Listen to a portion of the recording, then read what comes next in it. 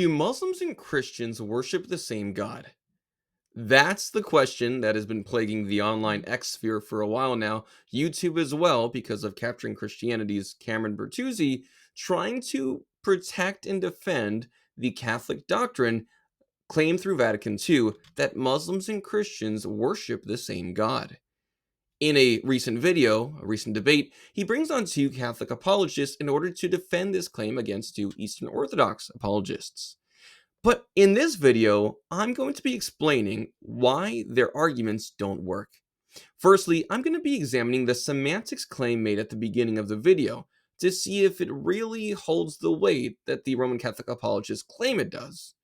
Now, I'm not necessarily saying that they're being deceptive, but there might be something to that.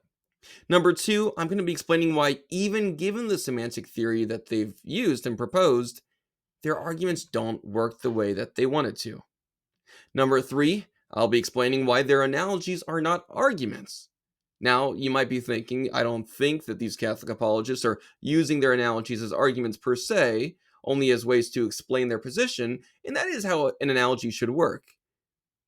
But it seems as though they referred to these analogies, especially online, a lot more often like arguments than they should. And trust me, there's tons of counter analogies to better explain the opposite position. Then, number four, if they're not going based off of semantic theory, which only allows for possibility, if their arguments don't actually work the way that they intend, and if their analogies are only explanations of their beliefs and not arguments within themselves, what do we turn to see if the Islamic God and the Christian God are really the same? That is where metaphysics comes in. We'll get to that soon. Another one was called Answering Islam, that was co-authored with a student of his that was a former Muslim. And for the research for that book, Christian and Jewish Preaching in Arabia, I think everybody's pretty much agreed that he probably didn't have an Old Testament or New Testament scriptures. I don't know, it doesn't matter. But he clearly encountered their preaching and teaching. And the Qur'an explicitly states that Jewish and Christian scriptures are revealed by God, albeit incomplete, and that Muhammad came to complete that narrative. And it talks about Adam and Noah and Abraham and Joseph and many other biblical individuals. And in the course of doing this, the Quran mistakenly attributes many mistakes to Jews and Christians in both in the details and in the interpretation of their own scriptures. So, for example, the Quran says that Noah had a son that refused to get on the ark. And it says that Aaron didn't make the between what Islam teaches and what Christianity teaches, what the Quran says and what the Bible says. And in that disagreement, it is my firm belief that the Quran and Islam are mistaken and that Christianity and the Bible have the correct view there. But notice two things, and we'll jump into the slides. And I've actually forgotten what these slides say. Fourth, interaction, and theory. I see these slides. It will be reminding me of what they say. But notice two things about this story. Watch what this Roman Catholic apologist tries to argue based off of something he calls reference fixing, something which I'll explain right after this. By every extant semantic theory of reference is fixed by causation and context. All right?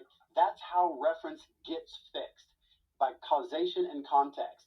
And in the origin of the Quran, the origin of the foundation of Islam, there was clearly back and forth interaction between Muhammad and his early followers and whoever it was that wrote down the Quran, and Jews and Christians that were preaching the gospel, preaching from the Old and New Testaments. Okay? Next slide.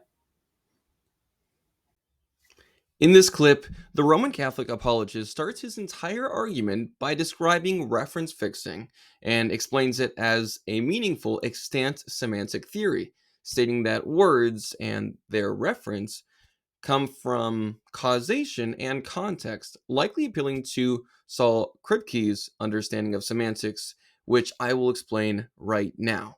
Well, for the sake of clear education and understanding that we're all on the same page here, let's make sure to properly understand and define Saul Kripke's understanding of causal history theory of reference. As I have written right here for the viewing audience to see, Speakers, according to this causal historical theory of reference, can refer to the same object or individual even when their beliefs about that object are different or even mistaken. So, for this debate discussion, do Muslims and Christians worship the same God? We have to ask, does the theory mean that the same subject is always being referred to despite different beliefs? No, not necessarily always. Does it mean that they can be referring to the same subject despite differences in belief? Yes, that's the core claim. So, for everybody else, just understand before we listen to any more of their arguments, these semantic theories, especially the one being referenced here by Saul Kripke, this causal historical theory of reference, only explains that speakers can refer to the same object or individual even when their beliefs about that object are different or even mistaken. Does it say that they for sure do? No. Does it say that they always do? No. It only offers up the possibility, and that will be really important. So let's explain that with the common examples that are given. Different people can refer to the same entity even with radically incorrect beliefs about it. For example, suppose one group says Aristotle was Plato's student and taught Alexander, and another group says Aristotle was a 19th century biologist from France. Despite the error, Kripke's theory allows that both are still referring to the same historical individual, Aristotle, as long as there's a causal connection in their use of the name. And obviously, for this debate, the Catholics would claim if a Christian says God is triune and a Muslim says God is absolutely one, per the doctrine of Tawhid, not triune, they may both use God to refer to the same original reference, the creator of the universe, if there is a shared historical, cultural, causal chain. But the theory doesn't force that conclusion, it just allows it as possible. Again, Kripke's theory claims reference can be preserved despite false beliefs, but it doesn't entail that all uses always refer to the same entity. Intention, causal chain, and context all matter. When it comes to intention, we'll see what's understood by Muslims as they talk about God from the Qur'an. Causal chain, we'll see how the historical causal chain is not as simple as the Roman Catholic apologists will argue in this video. And for context, we'll describe the philosophical and metaphysical context and theological that show these to be radically different gods. Let's go back to the video. All right, let's see if this Catholic apologist's understanding of Saul Kripke's linguistic and semantic theory actually supports his first argument. That leads to the first argument for the affirmative that Muslims and Christians worship the same God, the semantic argument. Premise one: if the Quran originated in the context of furthering the biblical narrative, then its terms pick up their references from that biblical narrative. This is a straightforward consequence out of every reasonable semantic theory. Straightforward consequence, a necessary consequence. That's interesting. We will get to that very soon. Sounds like he's going from the can of Saul Kripke's semantic theory and is instead making that a must. Premise two: the Quran did originate out of this context of furthering the biblical narrative. That's just a historical fact. QED. So the consequent of premise one follows. 1 minute left. Okay, next slide. Sadly, the Catholic apologist didn't seem to really understand Saul Kripke's theory on reference enough to apply it in the argument, at least not the way he proposed, for premise one. And premise two is also historically sus.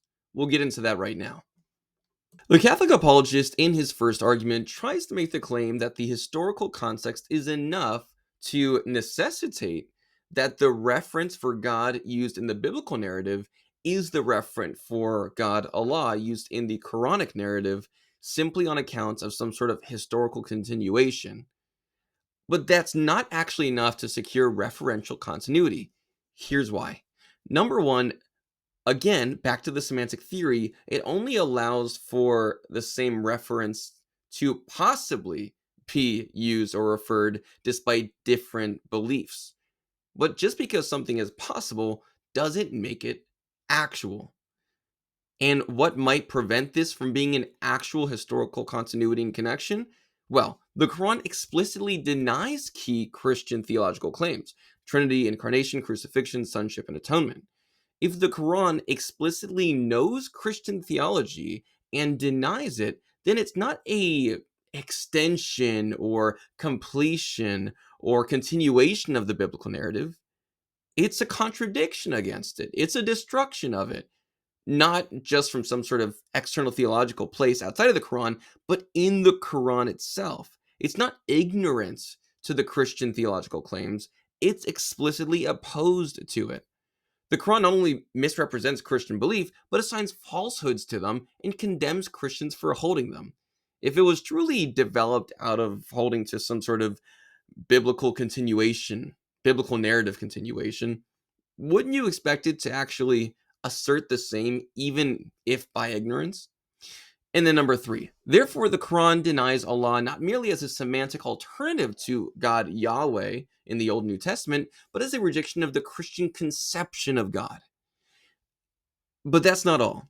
Again, remember that the Catholic apologist is trying to argue from the historical context, stating that if the Quran is in this context in which Muhammad is hearing from Christian and Jews about their theology, though the Catholic apologist admits that Muhammad wouldn't have had access to a New Testament or Old Testament per se, but if he's just in this context of hearing Christian and Jewish theology, then he would have picked up the reference for God, Allah, from them, which would apparently necessitate that he is speaking about the same God. But if you can say that about Christian and Jewish theological context around Muhammad, you would have to say the same about pagan Arabia. Let me explain. Allah was a high god in a pagan pantheon, associated with Hubal, Allat, which many Christian apologists know about a lot, and others. The Islamic Allah co-opts and redefines this name in a way that both disconnects it from prior Jewish Christian theology and makes it ambiguous. Is it referring to the biblical narrative? Is it referring to the Arabic, pagan Arab narrative with a name that is significantly more explicit, Allah as a high god, and even with the usage of, Muhammad in the satanic verses claiming that Allat was a pagan goddess that brought prayers up to Allah? There's clearly historical references which show that this was not just extending the biblical narrative, but also, because of the satanic verses incident, extending the pagan narrative, even keeping the cobblestone and other aspects of Islamic pagan theology. So again, we can't just say this applies to the Christian Jewish theological historical context. It would also have to account for the context that was more present and prevalent in Arabia: paganism, pagan theology. So that clearly would mean that the reference is not just explicitly the Jewish Christian theological concept of God, but also the pagan Arabic understanding of Allah. Therefore, this argument is not as conclusive as he makes it out to be. Let's go on to the next argument. Let's see if this one actually concludes in the necessary way that a deductive argument should, rather than just a possible way. Disagreement argument. Premise 1. We disagree only if we are talking about the same thing. If we're talking about two different things, we don't disagree. But we do disagree. Therefore, we must be talking about the same thing. Next. All right. This poor guy does seem to be in a little bit of a time bind, and I can understand that. But let's explain why this disagreement argument really doesn't work. So, is it really true that we can only disagree about something if we're talking about the same thing? There's a bit of an equivocation happening here with the nature of the word disagreement. For instance, one could say that they disagree about the existence of one thing, or they disagree that the entity one is speaking about actually exists.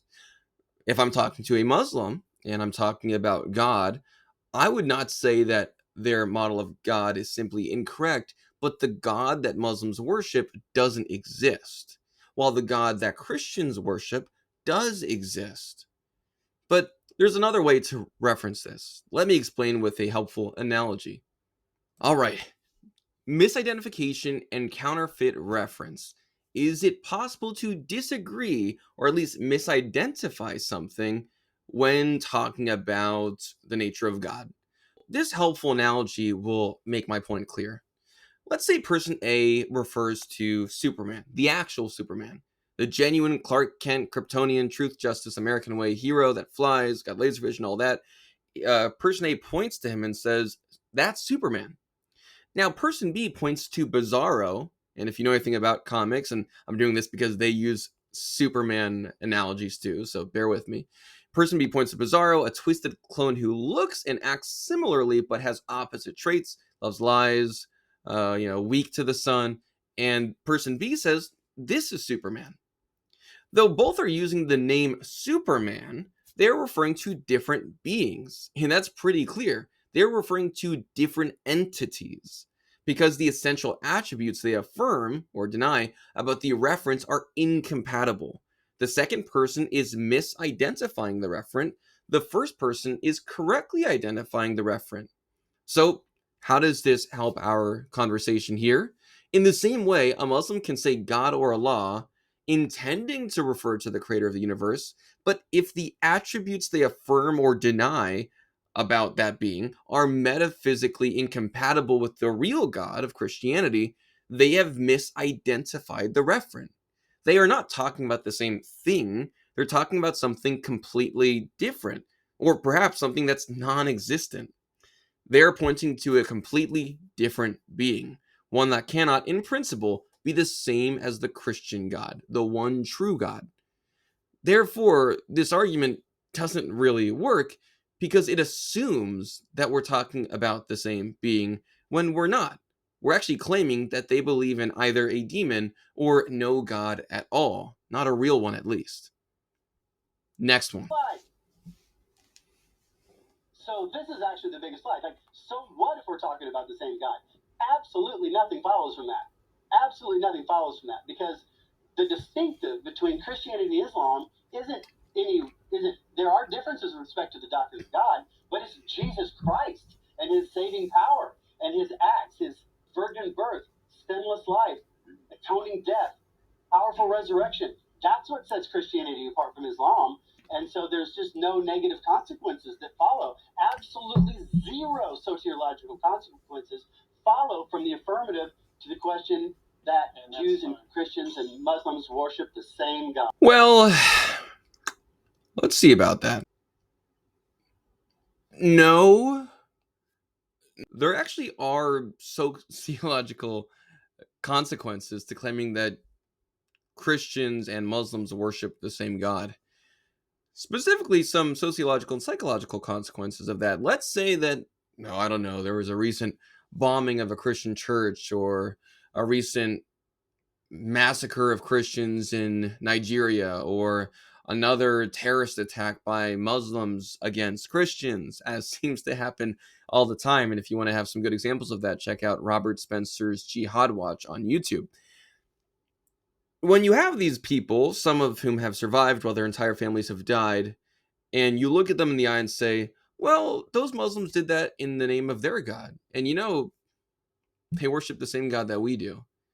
Hopefully you have enough common sense to understand how a claim like that at the sociological and psychological level can really lead to some serious turmoil and confusion. And I think you actually do know that because there's all of these qualifications that will happen from his side of things, from the other Catholic apologists in this video. Both of them will spend some time adding qualifications and qualifiers and explaining how there's no sociological change necessarily, and how this really doesn't imply any huge alteration to the way that we live and practice our faith. But the fact that they need to qualify it so much with a claim so general as we worship the same God seems to actually imply that there is a sociological and psychological consequence to that claim. Let's just go on to the next argument. Yep, there we go. Clark Kent. This is actually a reply slide, a pre-reply. Okay. So no, that was it. The whole presentation. So, again, there's a reason that I made my Superman analogy, and it was for this exact moment. The Islamic and Christian conceptions of God are super different. Well, this person would say, so? Lois Lane's conceptions of Clark Kent and Superman really are super different, yet both Clark Kent and Superman refer to Kal-El. Now again, while that analogy is useful for explaining the Catholic position, it doesn't prove the Catholic position to be true. Because again, you could just use a different Superman analogy, like the Bizarro analogy that I used before, which explains that it's not the same being discussed at all. This analogy of Superman presupposes that it's the same being. And of course, you're allowed to do that. It's an analogy to explain your position. Just make sure you're understanding that it's not an argument in and of itself, right? Because I could also just give an analogy that shows Superman and Bizarro are not the same being, even if people might say that one is Superman and the other one is not, and they could misidentify. Really quick, let's go on to this next Catholic apologist argument, though, which I find a bit more interesting. Right, so I guess I agree with Trent, right, that this isn't actually a hard question. Christians and Muslims obviously worship the same God, and there's no good theory of linguistic reference or intentionality according to which they do not. As Trent... Again, what he just said is that it's obvious that Christians and Muslims worship the same God, and he says there's no good theory of linguistic reference or intentionality, again, referencing Saul Kripke here, according to which they do not. But according to Saul Kripke's theory, he only explains that it is possible for people to refer to the same being, and not that they obviously do worship or refer to the same being. Okay? That's a pretty strong jump to go from it's possible to it's sure and true. So to say there's no good theory of linguistic reference or intentionality according to which they do not, well, these theories of linguistic reference and intentionality do not make the case that the God of Christianity and the God of Islam are the same referent being. It only allows for it to be possible that they are the same referent being. But you need a lot more than just possibility to claim that they obviously worship the same God. Let's see what he tries to say. Obviously worship the same God, and there's no good theory of linguistic reference or intentionality according to which they do not. As Trent alluded to as well, I want to try to qualify immediately here by noting what I'm not saying. I'm not saying that there's any grace or salvation in the Islamic religion whatsoever. I'm not saying that any Muslims whatsoever are saved. Everything I'm saying here is consistent with the thesis that every Muslim...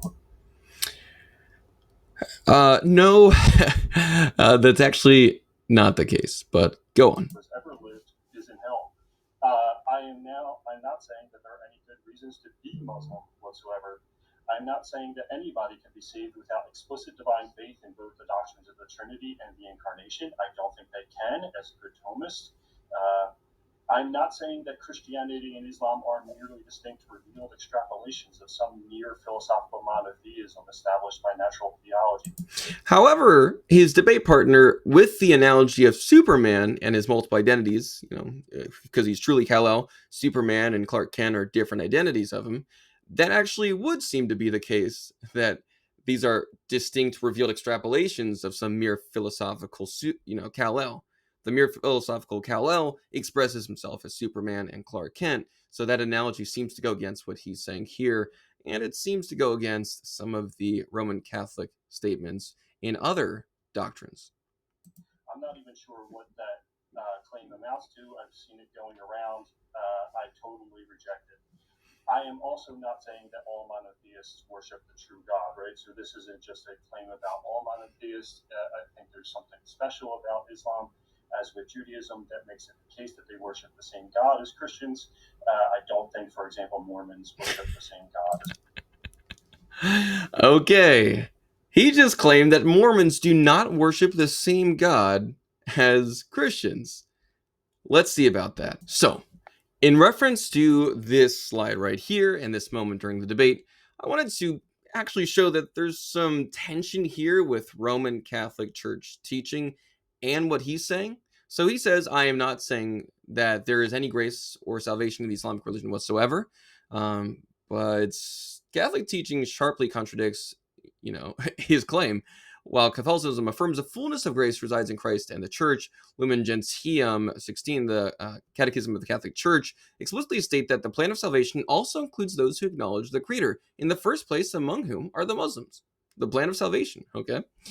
So the Catholic Church teaches that Muslims can be recipients of grace, not through Islam as a salvific system, but despite it, by responding sincerely to God's call via the natural law and conscience, and appealing to the goodness found in Islam. So following Islam sincerely.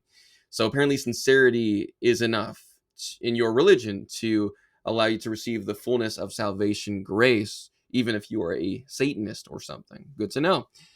I'm not saying that any Muslims whatsoever are saved. This implies universal exclusion, which the church rejects. Those who, through no fault of their own, do not know the gospel but seek God with a sincere heart may achieve eternal salvation.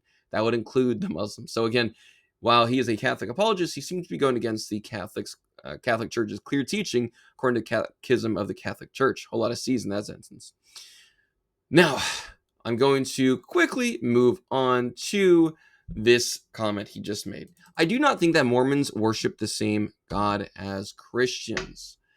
That is a claim. That definitely is a claim. I do not think that Mormons worship the same God as Christians. So let's deal with that. But they asserted previously, did not the other Catholic apologists assert that, if one is furthering the biblical narrative and they claim to believe in the God of the Bible, even calling him God, is that not upholding and taking up the same reference, which is God, that you see throughout the Bible? Well, here's the thing. Mormons do claim, Joseph Smith claimed, to be furthering the biblical narrative. And Joseph Smith also claimed to believe in the God of the Bible. So if he is trying to further the biblical narrative, and he's drawing the same reference, God, Elohim, right, even Jesus, and the Holy Spirit that you see in the Bible, then shouldn't you apply the exact same standard you did to Muslims now to Mormons? Well, here's probably the response or the thought of the Catholic apologist here. He would say, oh, well, there's metaphysical differences that show clearly the God of Christianity and the God of Mormonism to not be the same God. But that's kind of the issue. You see, if you go from the reference and intentional action theory from Saul Kripke, if you're going from that historical contextual causational theory and now reject it when it comes to Mormonism, you have to give a good explanation why. But if you're rejecting it for Mormonism, and we already explained why it also should be rejected for Islam, and you're just appealing to metaphysics, then your argument or your appeal to linguistic theories, which make it obvious that Christianity and Islam have the same God, falls away completely. It's starting to become significantly less obvious to someone who's actually paying attention. And again, as a reminder, these linguistic theories show that it's possible to have the same referent, but not that it's necessary. But if it did imply that it was necessary, then it would have to apply to Mormonism just as much as, if not more so, than it does with Islam. This is just inconsistency, right? Mormons would, by their standard, worship the same God, given their contextual historical theory of reference. And that's pretty obvious. I've already done sufficient explanation of why their reference and intentional action theory that they're appealing to by Saul Kripke is not enough to necessitate that the same referent is actually really being meant and understood by Muslims and Christians. And I think this example he uses for Jesus of Nazareth really starts to show a bit of a cherry-picking fallacy, perhaps even a Texas sharpshooter. Go ahead and watch. And finally, Jesus of Nazareth, right, refers to a first-century Jewish preacher born to the Virgin Mary in the Roman province of Judea. It doesn't matter if you think he's God or not. It doesn't matter how many of the narratives in the gospel you think are true of him, so on and so forth. It succeeds. Okay, so how is this an example of cherry picking the data? You see, they're purposefully trying to choose the data points that Muslims and Christians agree with, saying that Jesus is primarily a first century Jewish preacher born to the Virgin Mary in the Roman province of Judea, and saying, well, that's essential to who Jesus is, right? And if that's essential to who Jesus is, and Muslims agree with those characteristics or facts about Jesus, then they are referring to those things which are most essential to Jesus. However, one could clearly see that there's way more facts about Jesus that are essential to his being than that he is simply a first century Jewish preacher born to the Virgin Mary in the Roman province of Judea. There is way more to him than that. They're purposefully cherry picking the data to make it seem like Muslims and Christians are referring to the same person. But here's the issue. Even on the matter of referring to the same person, we'd have to admit, is he the same person? No, because we believe he's a divine person. And Muslims say he is a non-divine person.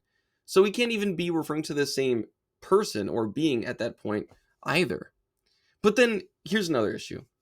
Just because you're referring to someone by the same name who might even have a historical context about him doesn't actually mean that you're referring to them in the real world.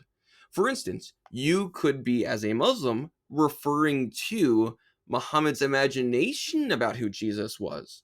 After all, Muhammad doesn't say that Jesus was a first century, religiously Jewish preacher. He actually would have said that Jesus was a Muslim.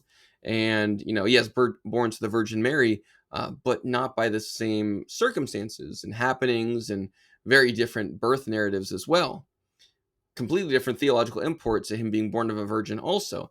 So much is different that it's hard to actually state this as the same being. What we would say is that Muslims are not just able to refer to the actual historical person of Jesus Christ, but instead you could also equally make the claim that they're referring to Muhammad's imagination about who Jesus is. But if he's appealing to Muhammad's fictitious imagination about who Jesus actually is, then that doesn't mean that we have the same reference that Muslims do when they talk about Jesus or Isa. Because we're referring to the actual existent historical Jesus with all of his essential existential attributes, while the Muslims are referring to some 7th century prophets, false prophets, imaginations about Jesus. So again, one is a reference to an existing actual entity. The other one is referring to someone's imagination about an existing actual entity, but not to the entity itself. Therefore, referring to Jesus in Islam doesn't mean they're actually referring to the real Jesus. Now, this Catholic apologist is going to argue that it's actually very simple to refer to and worship the one true God, even if you do not do so worthily, by simply ensuring that the God you have in mind is the God who fulfills and upholds certain sufficient conditions under classical theism. Let's listen to him, and then let's compare his claims about classical theistic attributes to the God of Islam, because I think you'll find that they don't really match up at all. I think a sufficient condition on reference to and worship of the true God would be referring to and worshiping the unique, transcendent, immaterial, personal entity who created all things, all that exists apart from himself, ex nihilo. Classical Muslims affirm this description of God, so they succeed in referring to and then therefore in worshiping him. It doesn't take more than that. It's just really easy, right? Okay. Let's see if Islam really upholds these classical theistic claims about God that this classical theist is trying to uphold. So, on to this review to see if the God of Islam actually really does uphold the claims of classical theism, or really anything that's essential to God. Now, again, there are definitely those out there who would say that the God of the Bible doesn't really reflect the God of classical theism per Aristotelian metaphysics as baptized by Thomas Aquinas. And we'll get into that. Don't worry, we will. But let's just take this argument for a second. Let's just analyze some of these attributes and then look at this argument that I've developed to show why these models of God, these beliefs about God, are incompatible and therefore not referring to the same being. So, essential nature and metaphysical incompatibility. Let's bring in the metaphysics. Christianity affirms that God is triune, 3 persons, 1 being, immutable, impassible, and timeless. Pure actus purus, intimately knowable through the Logos, Jesus Christ, and personal and loving in himself, not merely toward creation. He's actually loving before there's ever a creation, because there is another person or persons to whom he can will love, that being the other persons of the Godhead. Islam, in contrast, affirms absolute Unitarianism. God is one person, not three. Allah has will and power, but love is not essential to his nature. While in Christianity, we claim that love is essential to God's nature. Remember, things which are essential can make the difference about a being to whom we refer. Remember the example between Bizarro and Superman. He creates and becomes relational only after creating. Well, if he wants, the Catholic apologist was trying to state that the God of Islam upholds classical theism. That's his basic argument. He upholds classical theism, that God is unchanging, immutable, impassible, timeless, and all the omnis that attain, etc., etc. But if you really want to claim that he upholds classical theism, right? Allah is actually able to stand in the gap of classical theism and be under that category title. That's just not true, because he creates and becomes relational only after creating. That's not immutability. That's also not him being essentially personal or interactive. He becomes interactive only when he creates a universe. While in Christianity, we can say that God is eternally interactive within himself prior to creation. No act of creating changes the essential nature of God, under classical theism at least. You could also say, hey, he becomes relational. Allah becomes relational. Well, again, that means he doesn't uphold pure act claims that we see in classical theism, because he was able to gain a perfection or increase or improve or become more perfect in some way. Well, if he was able to gain a perfection, then that means that the God of Islam had potentiality, which classical theism strictly rejects. And Allah can override justice and mercy arbitrarily, and speech is not an eminent attribute but externalized. Therefore, the essential metaphysical identity of God in Christianity, especially as understood in classical theism, and Allah and Islam are not merely accidentally different, but essentially contradictory.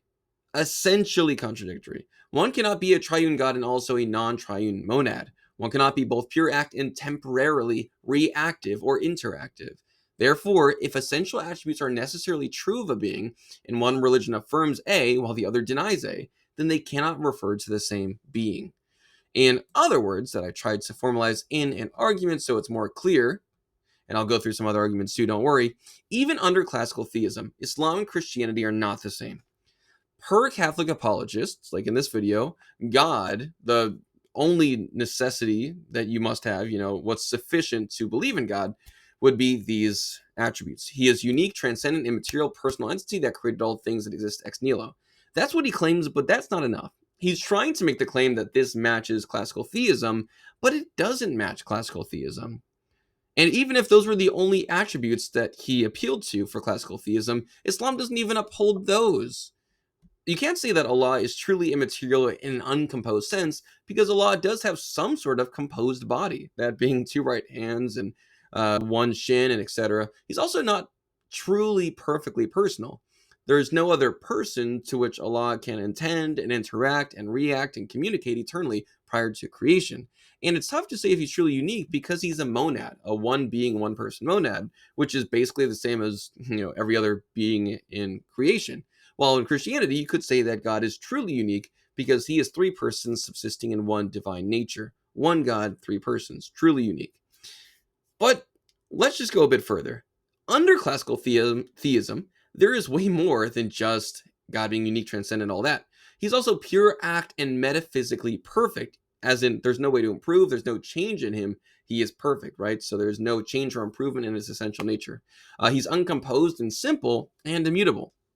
I already explained that the God of Islam is definitely not simple. He's actually composed of parts. His two right arms, his shin, eyes, and etc. He's also not immutable. He does change. The act of creating causes Allah to go from uninteractive or non-reactive to reactive to interactive.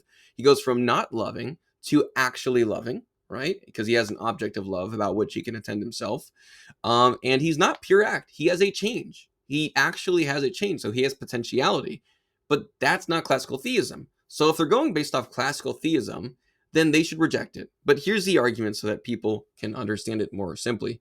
If the God of Islam is the God of classical theism, then the God of Islam must possess all the essential attributes of classical theism: unique, transcendent, immaterial, personal, creator, pure act, metaphysically perfect, simple and uncomposed, and immutable. Well, the God of Islam does not possess all the essential attributes of classical theism. Therefore, the God of Islam is not the God of classical theism. And this is valid modus tollens form. So, you might say, oh, well, as a Catholic apologist, I don't think that Allah has to uphold all of the major attributes of classical theism. Some of them could be gone here or there, but then the same thing could be said about the God of a bunch of different religions. And also, back to that whole Mormon comment. If you're going to start denying these aspects of classical theism that you uphold arbitrarily, then you might as well start denying them for the sake of the admittance that the Mormon God actually follows the biblical narrative and continuation significantly better than Islam does, even upholding the names of the Father, the Son, and the Holy Spirit. But let's go back to the rest of this video. It doesn't take more than that. It's just really easy, right?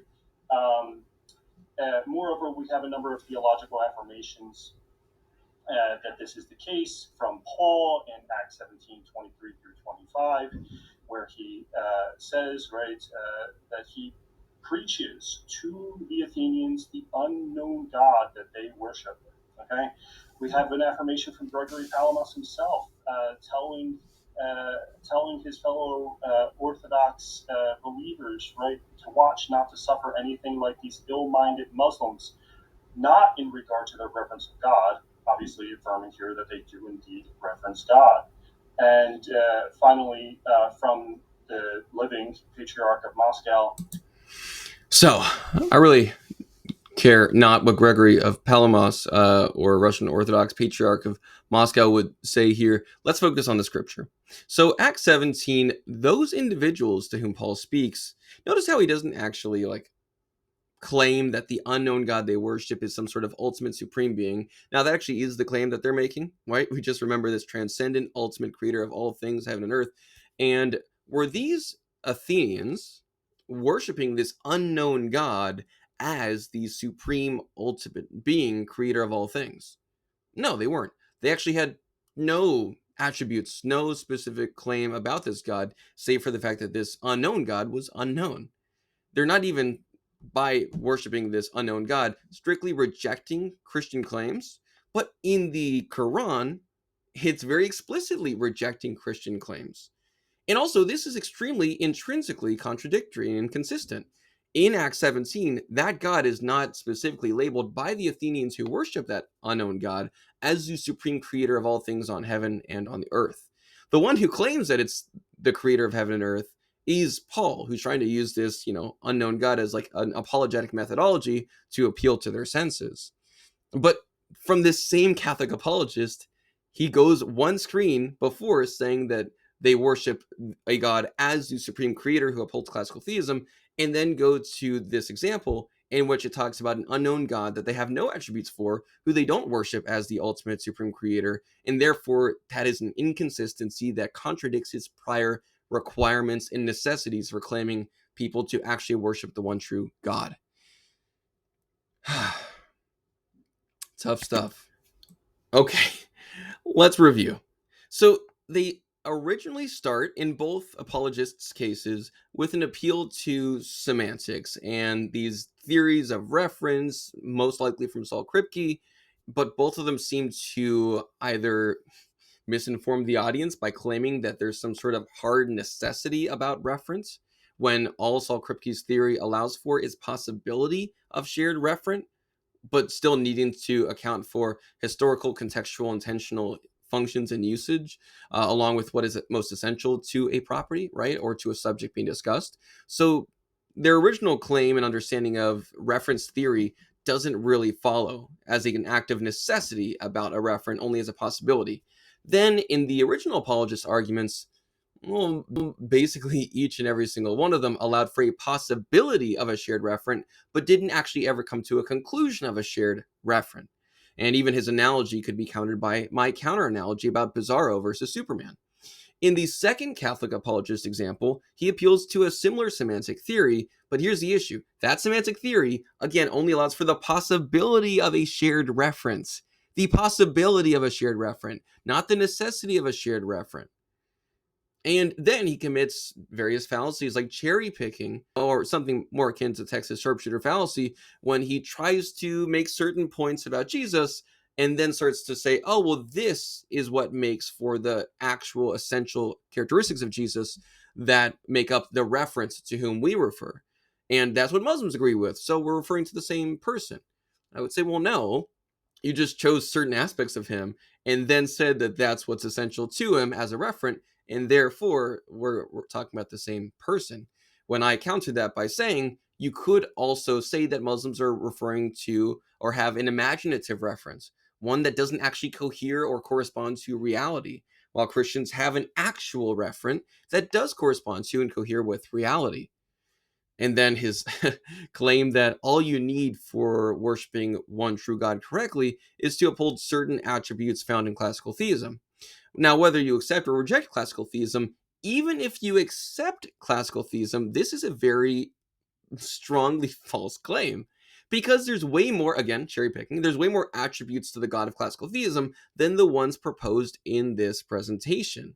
And even from the attributes proposed in this presentation as being sufficient for properly worshiping the one true God, those still don't fit with Islamic theology, even those ones. But then if you expand it to include more of classical theism's claims about God, then they definitely do not fit with Islamic theology. And then he contradicts his argument with Acts 17. So, the best we get here is that their arguments allowed for the possibility of a shared referent. The attempt to cross over that possibility into actuality or necessity was appealing to classical theism and the attributes therein, but those failed because that doesn't actually show what Islam is and what Islamic theology is. It doesn't support classical theism as understood by Christians and even by Aristotle and even by Thomas Aquinas. So, what are we left with? Well, what we're left with is a quick review of some of the arguments that you can take away in conversation with Catholics, and this will actually go beyond the semantic theory proposed by Saul Kripke, which again, I could accept. I could accept that semantic theory, that it is possible for two different persons or groups to refer to the same being, the same referent, despite having very different understandings about it. It's possible. Now, the question is, are we actually referring to the same being, which neither of those apologists actually were able to prove in any meaningful sense at all? They stayed only at the level of possibility, and when you account for classical theism that the second Catholic apologist argued for, then that actually becomes a strong no. Muslims do not worship the same God as Christians do, even by standards of classical theism. Now, here's some helpful arguments to tip the scales even further, so you understand that we do not worship the same God. And these are all thanks to Idol Killer on YouTube. Thank you so much, Idol Killer, for these incredible arguments. All credit goes to him for those. There we go. All right. A quick couple of arguments from Idol Killer on YouTube. Please go check out Idol Killer on YouTube. His work on this topic has been incredible, and I think this is just a great resource to share with everybody else. Idol Killer's arguments for why we have opposite concept of God. We're not talking about the same being. We're actually referring to distinct beings. Some of us are referring to Yahweh, and other ones are not referring to the one true God, but to either a non-existent entity or to a demon. So let's go through the arguments. Argument 1, oppositional origin of the Qur'an. If the Quran originated in opposition to the biblical narrative, then its terms, God and Jesus, do not refer to the same beings as in the Bible. Perhaps, as I was saying before, to imaginations of those beings, but not to the actual beings themselves. The Quran originated in opposition to the biblical narrative, and it explicitly states that it's seeking to replace it and alter it. Therefore, the Quran's terms do not refer to the same beings as those in the Bible. Argument 2, contradictory essential attributes. Well, what is essential to something is what it is. So referring back to a being, and a being is, something that is, then what makes it what it is very important, something that's essential to defining it. Well, if two beings have contradictory essential attributes, they cannot be the same being. The Christian God is triune, eternally relational, incarnate, and truthful.